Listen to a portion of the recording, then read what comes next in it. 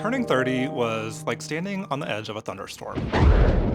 Not in a scary, dramatic way, more of a cleansing way. I turned 30 a couple of weeks ago, and around that time, I was working on this rainy themed card that I'm about to show you guys, and I found myself as I was working on it just kind of reflecting on my 20s as a whole, and the timing just felt right. I mean, thunderstorms are often predictable, moody, sometimes renewing, and that's frankly kind of how I felt about my 20s too. So today, while we work on this card, I also want to share 5 of my biggest lessons that I learned in my 20s, and I tried not to make these hokey motivational poster style lessons.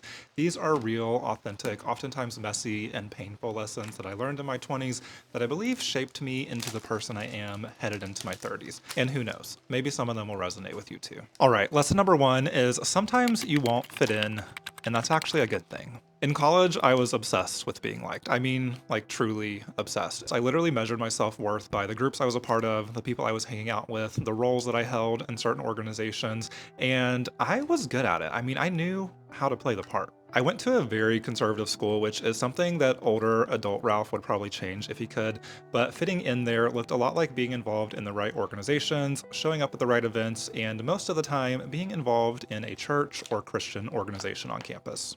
I did all of that, and for a while I convinced myself it was working until it wasn't. As time passed, I felt this growing tension inside of me, like I was living in this costume that I couldn't take off. I was hiding a really big secret from the world, and honestly, from myself too. The truth is, I'm gay. I know, big surprise. But I spent all of college bearing this secret inside of me, afraid to even admit it to myself, much less admit it to anyone else for fear of how I would be perceived. I mean, I built this community of conservative Christian friends, and admitting that felt like a death sentence, which feels dramatic, but that's basically how it felt. However, the summer before my senior year, I took an internship here in Austin, and it was the first time I was living on my own and really just had space to breathe and not hide, and there was no one around me that had any expectations of who I should be. That experience of living here in Austin for a summer cracked something open inside of me and allowed me to go back to school the following semester with a newfound empowerment in knowing who I am, but also still knowing the community that I've surrounded myself with may not accept me. That fall semester, I took a job on campus working at the on-campus theater box office, selling tickets to traveling Broadway shows. That's where my love of Broadway, I think, kind of started. However, the magic of that rinky-dink minimum wage job wasn't the job itself. It was the fact that I was now in a group of people who had zero expectations about who I am or who I should be, and that was liberating. For the first time on that campus, I was able to just be the real me, and people liked me. Eventually, I did come out to most of my friends, and some people did step out of my life. I also stepped down from one of the leadership roles in this Christian organization I was in, and in a lot of ways, it did feel like things were kind of unraveling, but at the same time, it felt like I was finally, for the first time, living in my skin. And that's the thing. Sometimes you're not going to fit in, but that's not a flaw. That just means that you're living in your authentic truth, and the people that respect and love you for that will find their way to you.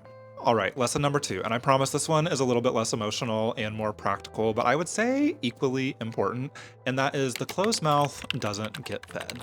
One of the most powerful realizations I had in my 20s is that you really do have more control in most situations than you might think, especially in your career and even in your relationships too. At work, I asked for promotions and volunteered for special projects that interested me. Even if I was scared of them, I would raise my hand and volunteer, even if I didn't feel completely ready.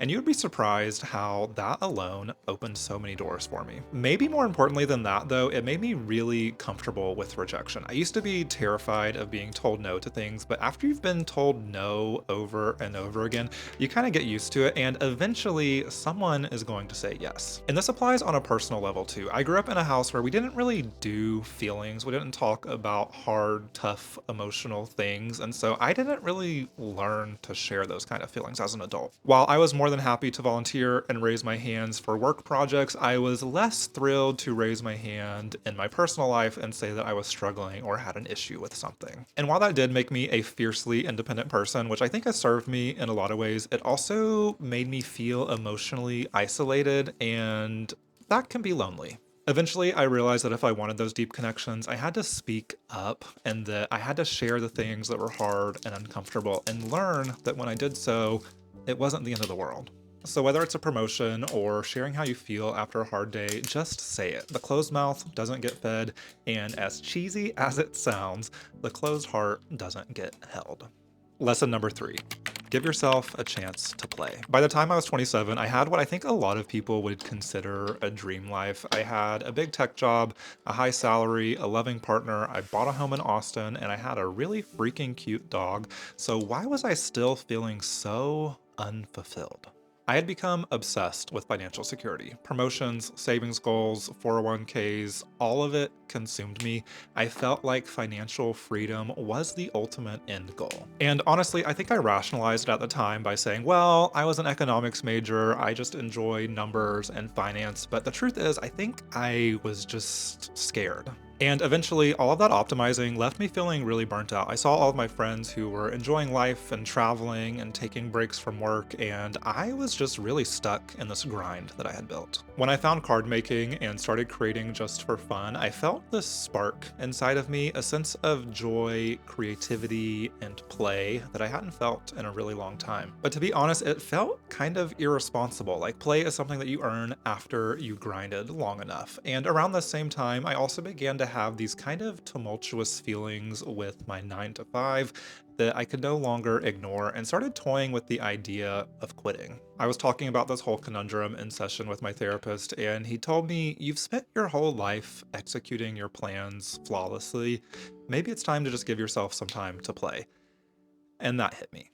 Literally 2 weeks later, I put in my notice to my boss that I was quitting, and now 2 years later, I of course miss the stability that comes with a corporate 9 to 5 job, but I wouldn't trade the confidence that I now have in choosing myself and following what feels good to me for anything. And yes, I am very aware that I may not be doing card making and crafting forever. This very well may be just a small chapter in my overall life, but choosing the path that felt joyful and right to me healed part of my inner child, I think. Not to get too hokey on you, but that part that loved music and photography and editing before he learned that he needed to do something more practical. And that brings me to lesson number 4. Do it scared. This has become a bit of a personal mantra for me. I even have it on the wall in my craft room, which I don't know if that's a good thing or a bad thing. It means that I'm scared a lot, but it's a good reminder to just show up and do the work anyway. I'm naturally a pretty anxious person. I crave stability. I need a 12-step plan with backup options for my backup options. So anytime I make a big life choice, it's a lot. But every time I've pushed through that fear and just done the thing anyway, I've learned, I've grown, and I've proven to myself that scared doesn't mean stop. Very recently, actually, I was spiraling, as one does, just kind of about my overall direction in life. Am I on the right path? Do I need to pivot? Am I making the right choices, the wrong choices? And yeah, don't let this video fool you into thinking I have everything figured out. I absolutely do not. But I was in my therapist's office, God bless him, spiraling and going on about this, and he very nonchalantly looks at me and just says, yeah, but you've always figured it out. And after I got over the initial annoyance that that was his response, I realized, oh, he's right. I've faced scary stuff before, I've taken big leaps, and I always land, not necessarily where I plan to, but at least somewhere solid. So if you find yourself feeling scared, just know that that's okay, but maybe do it anyway. And finally, lesson number 5, which is wherever you go, there you are. And this is the lesson that has been the most difficult to learn and the biggest pill to swallow, and very much still a work in progress. Throughout my 20s, no matter what milestone I hit or how much success I racked up, I always found myself back in the same place, questioning, doubting, and just feeling like not quite enough, whatever enough is. Eventually, I realized that you don't outrun your inner critic by simply achieving more. That's kind of what I mean by wherever you go, there you are. You quiet that inner critic by understanding it and frankly befriending it. The last couple years of my 20s has honestly felt kind of like a workshop on myself. I've spent a lot of time in therapy, journaling, reflecting on my life, and just learning to sit with my feelings instead of trying to fix myself by achieving more. I do want to mention here that I realize having the time and resources to be able to commit to this type of work is very much a privilege that not everyone has.